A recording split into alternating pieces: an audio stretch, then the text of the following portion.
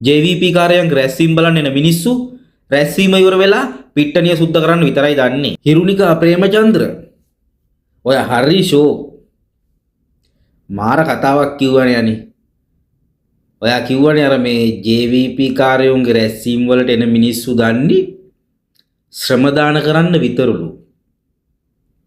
බූරු ගෑණි ක්‍රවුඩ් එකක් අමතනකොට ඔය වගේ මරිමෝල් කතා කියන්න එපා.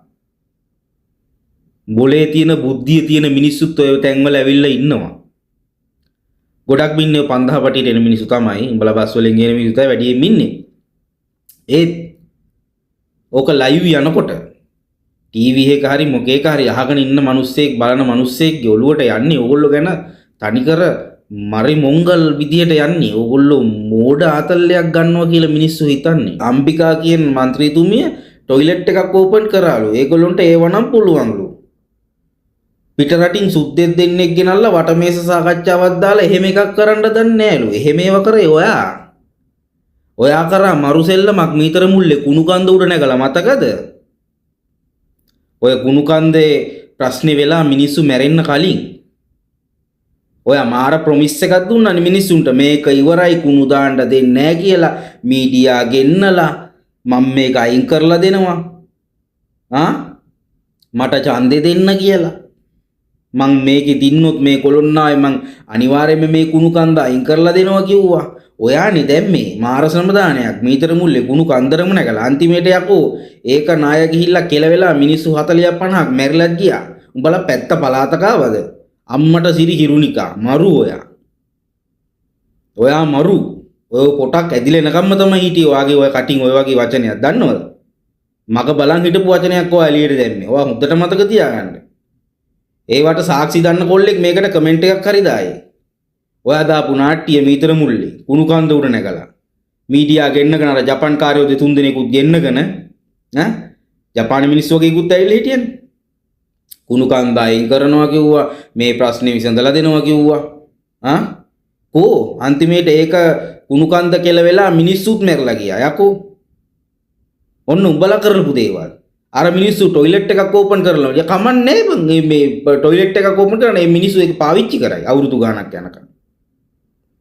උඹලා වගේ මෝඩාතල් ගත්තේ නෑ නිතන. ශ්‍රම දානයක් කමක් නෑ කෝ මිනිස්සුන්ට පිරිසිදුව ඉන්න ඕනේ. දැන් මේ රටේ ඩෙන්ගු ඕගාලා. කමක් නෑ ශ්‍රම දානයක් කරාට. උඹලට පුරුදු නැහැයි කියලා කියපන් බං. උඹලට පුරුදු නෑ. තාත්තා හම්බ කරපු සල්ලි වලින් ජාවාරම් කරලා උඹලා උස්මාත් කරේ. උඹලා තාමත් සමහර විට ඒ සල්ලි වලින් තමයි වැජෙන්නේ ඔය. මිලු රහක් නැහැ. උඹට අර අම්බිකා එක්ක තියෙන්නේ පුද්ගලික ඇරියස් එකක් සහ ඉරිසියාවක්. අර මංගල ඡන්දෙන් ආවනේ පාර්ලිමේන්තුවට. ස්ටේජ් වල නැගලා ඔය වගේ මරිමංගල් කතා කියන්න එපා. අනාගතේ ලොකු මහත් වෙන ළමයෙකුටවත් ඔය වගේ දෙයක් ඇහුනම ඒ ළමයි වුණත් ඒක ගණන් ගන්න නැති වෙනවා එතකොට. ගන්නවද?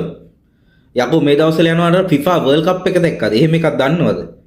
FIFA ලෝක කුසලානේ පාපන්දු ලෝක කුසලානේ කියලා එකක් තියෙනවා මේ ලෝකේ. හරිද?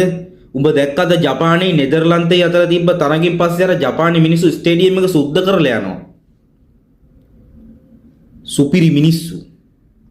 අප්ඩේට් මිනිස්සු. ලෝකෙටම ආදරේ මිනිස්සු. ඒ වගේ මිනිස් සමාජයක් ගොඩනගින්නත් රටේ දේශපාලනය අනිවාර්යෙන් බලපානවා. රටේ දේශපාලනය කරන පක්ෂ විපක්ෂ ඕනකේ රටට ආදර්ශයක් වෙන්න ඕනේ බං. ඒ වගේ දෙයක් දැක්කනම් ඒක අගේ කරපල්ලා.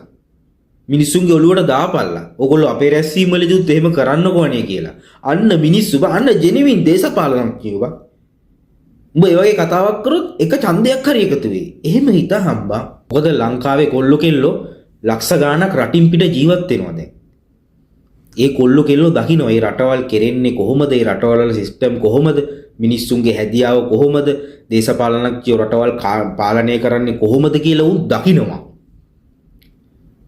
ඒ වගේ ඉඳලා ලංකාවට ඇවිල්ලා උඹලා වගේ මෝඩ මීහරක් ආතල් එකක් ගන්නවා දැක්කම උන්ගේ ගෙදරින් උඹට ඡන්දයක් දුන්නත් ඌ ඒකත් කඩනවා. අනිවාර්යෙන් කරනවා. මේ මොකුද මේ අපු මේ මීහරක් නේ මුන්ද මේ රට පාලනය කරන්න ඉන්නේ කියලා. හරිද?